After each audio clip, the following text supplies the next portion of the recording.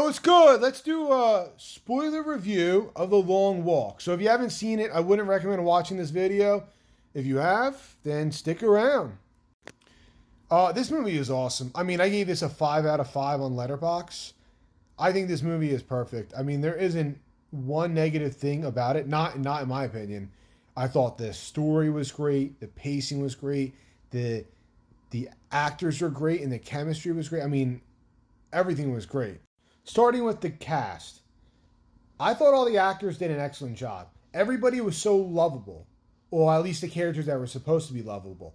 And the characters that you're supposed to hate, you really hated them. But I thought everybody played their parts perfectly, and honestly, I love the brotherly love that the cast had. The Four Musketeers, or whatever they called themselves. Their chemistry reminded me of the movie Stand By Me. And you know what else it also reminded me of? The movie Saving Private Ryan.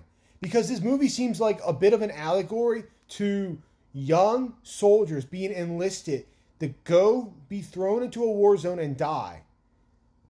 But what also reminded me of Saving Private Ryan was, just like in the beginning of The Long Walk, when the characters are nervous and anticipating this long event that they have to do, reminds me of how the soldiers in the beginning of Saving Private Ryan felt too.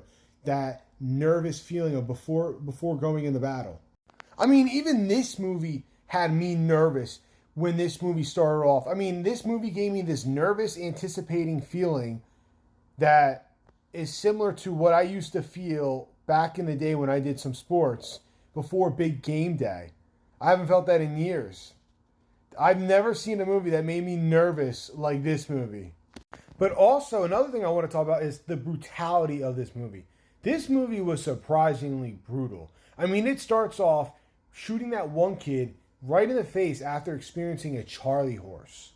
And I also love how there was little things, little obstacles that each character would go through, like little things that you wouldn't think of. Like, for example, the one character was bent over, tying his shoe and trying to take the rock out of his shoe. Something you wouldn't think of, but you know what? Imagine walking 300 miles with a pebble or a rock in your shoe.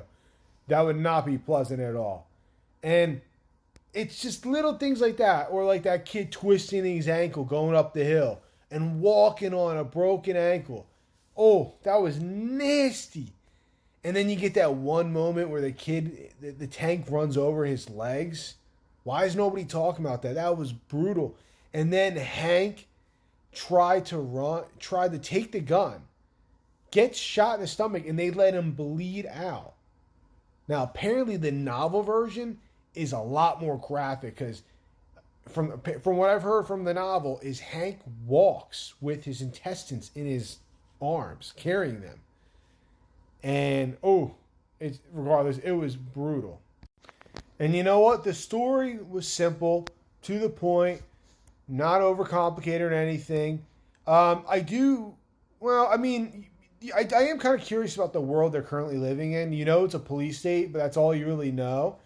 And we know that the books were kind of outlawed, but they don't really go into depth about it. And I kind of do wish they explored about, like, the main character wanted to kill the major, which we see finally happen at the end. But it makes me wonder, like, is the major in charge of the current state of the world and everything? Like, why him?